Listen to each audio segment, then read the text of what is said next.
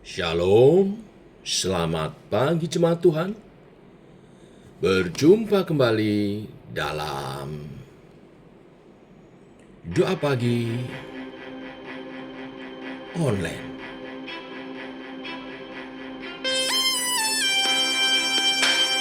Bekerjalah ya Roh Kudus. Roh Kudus hadir di sini. Pribadi yang menawan dan suci, ku rindu mendekat, mengerti hatimu, berjalan dalam kehendak-Mu. Roh Kudus manis dan lembut, penolong yang sejati dan suci, ku rindu mendekat, mengerti hatimu, berjalan dalam kuasa-Mu. Bekerjalah ya Roh Kudus, bertahtalah lebih lagi. Urapan-Mu, lawatan-Mu, Kaulah yang ku perlu. Kau terutama di hidupku.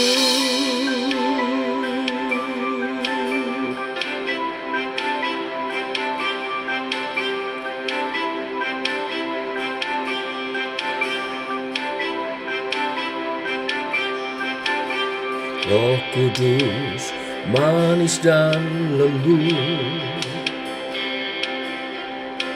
penolong yang sejati dan suci, ku rindu mendekat, mengerti hatimu, berjalan dalam kuasa-Mu. Bekerjalah ya Roh Kudus,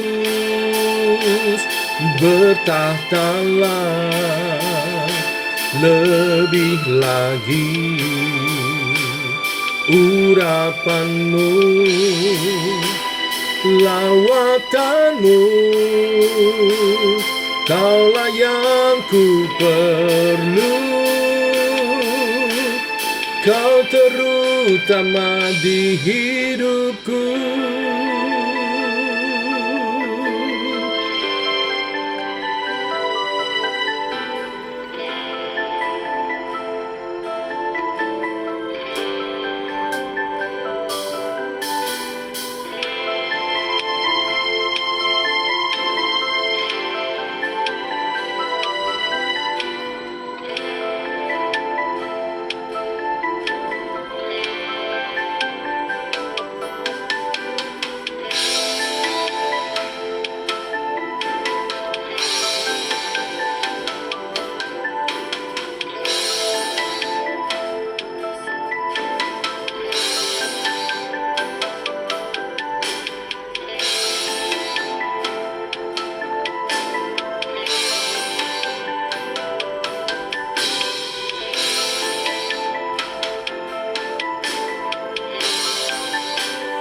Bekerjalah ya Roh Kudus, bertahtalah lebih lagi.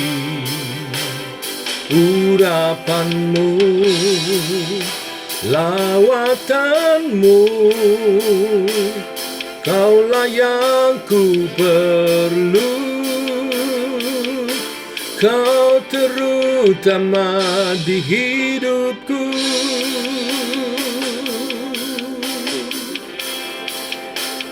Terutama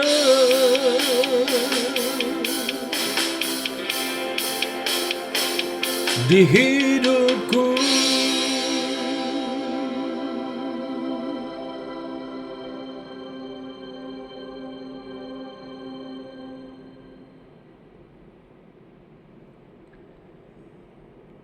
Tiba waktunya untuk merenungkan firman-Mu. Firman-Mu yang adalah suluh dan terang bagi jalan kami. Berfirman Tuhan, terangi jalan kami, tuntun langkah kami. Dalam nama Tuhan Yesus Kristus. Amin. Bapak Ibu, kita lanjutkan renungan firman pagi ini, Kisah Para Rasul 2 ayat 1-13. Demikian firman Tuhan. Ketika tiba hari Pentakosta, semua orang percaya berkumpul di satu tempat. Tiba-tiba turunlah dari langit suatu bunyi seperti tiupan angin keras yang memenuhi seluruh rumah di mana mereka duduk.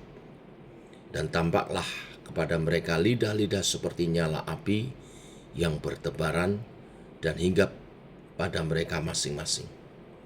Maka penuhlah mereka dengan Roh Kudus.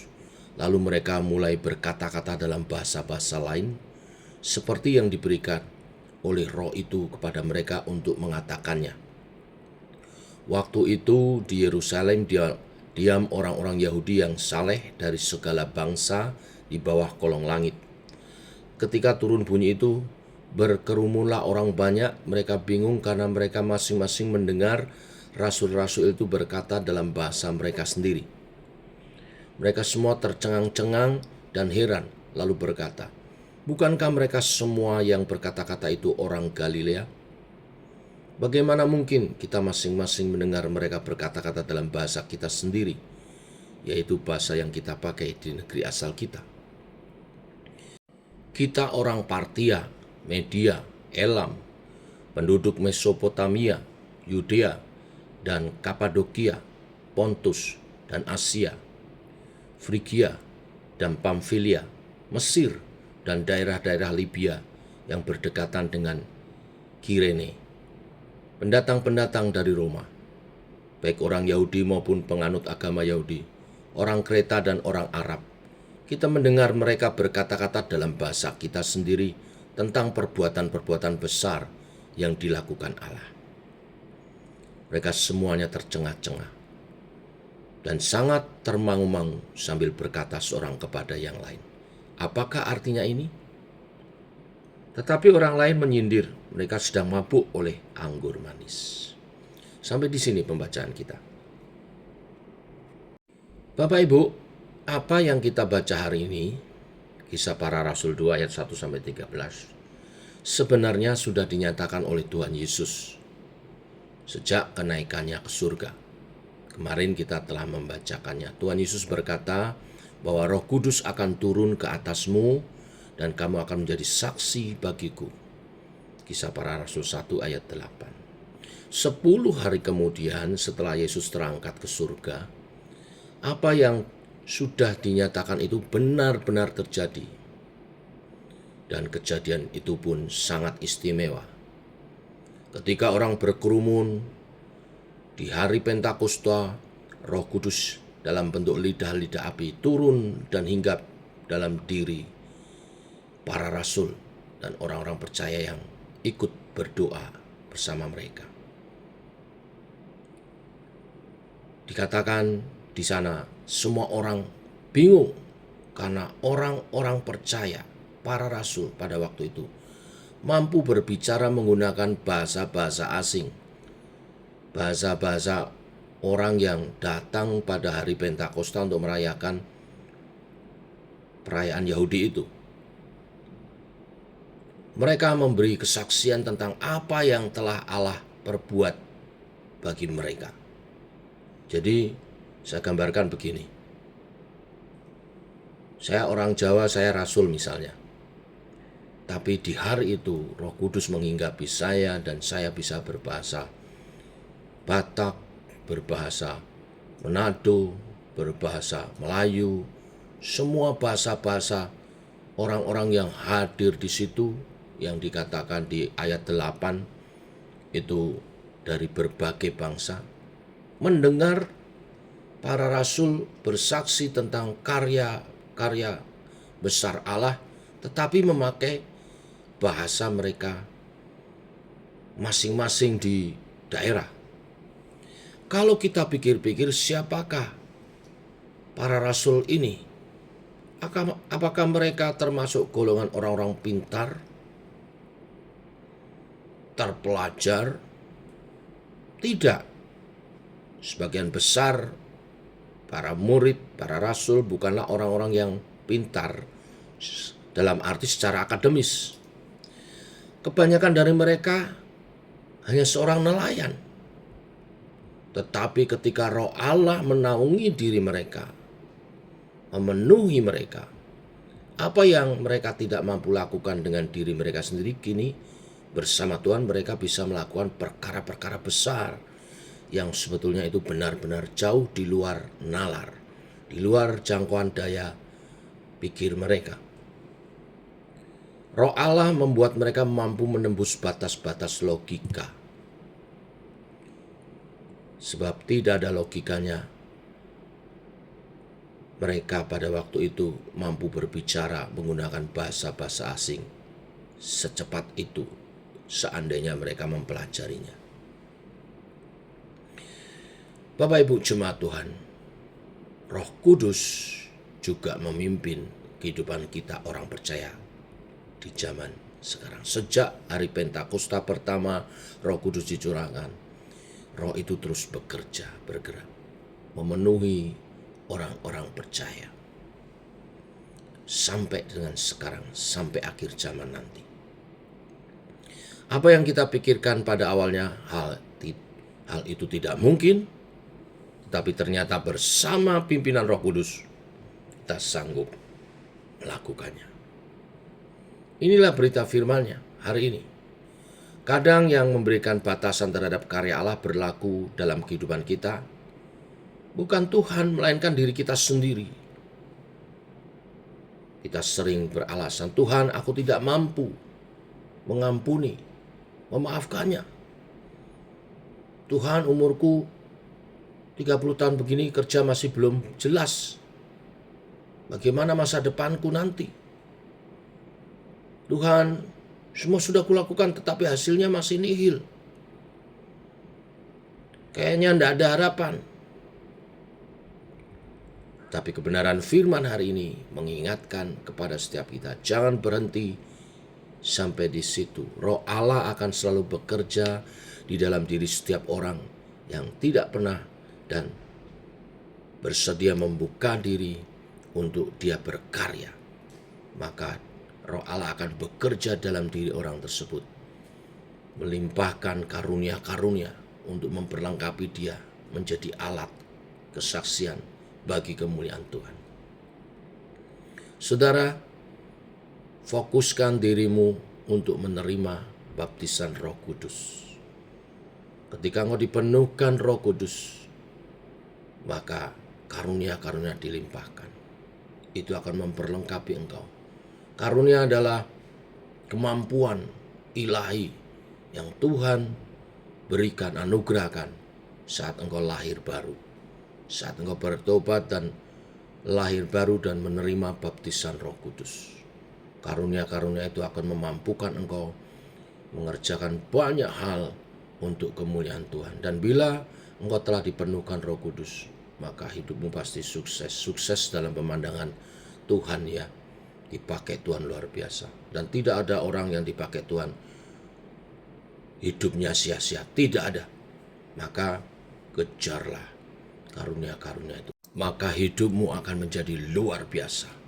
Karena engkau menjadi orangnya Tuhan yang diperlengkapi dengan karunia-karunia dan kuasa dari tempat maha tinggi. Engkau akan memenangkan setiap pergumulan kehidupanmu untuk engkau dapat menjadi saksi bagi kemuliaannya. Inilah berita firman bagi setiap kita. Tuhan memberkati. Mari kita berdoa. Bapa, kami mengucap syukur. Firman-Mu dahsyat hari ini. Engkau mengingatkan kepada kami hari Pentakosta, hari dicurahkannya Roh Kudus. Rasul-rasul menerima itu dan kemudian setiap hari Pentakosta diperingati. umat Tuhan dipenuhkan dengan Roh Kudus. Roh Kudus yang ada dalam diri setiap orang percaya berkarya, menganugerahkan karunia-karunia, memperlengkapi orang-orang percaya dengan karunia-karunia untuk menjadi saksi Tuhan yang efektif, menjadi saksi-saksi yang penuh karunia dengan memenangkan pergumulan-pergumulan hidupnya, sehingga kehidupan setiap anak-Mu Tuhan menjadi kesaksian yang mulia. Kami rindu karunia-karunia-Mu. Bersama dengan kami menerima kasih-Mu Tuhan, kasih karunia-Mu juga Engkau limpahkan. Dan karunia-karunia kemampuan-kemampuan menyertai hidup orang percaya untuk kami boleh menjadi sukses di pemandangan mata Tuhan dan juga sesama. Supaya mereka melihat perbuatan Allah yang ajaib dan memuliakan Tuhan. Menerima Yesus sebagai Tuhan dan Juru Selamat dan diselamatkan. Urapi kami dengan kuasa Roh Kudus-Mu. Nyatakan karunia-karunia-Mu. Dalam nama Tuhan Yesus Kristus, ini doa kami. Menyertai sepanjang hari ini. Berjalan bersama dengan Tuhan. Amin. Demikian saudara doa pagi kita. Selamat pagi. Shalom.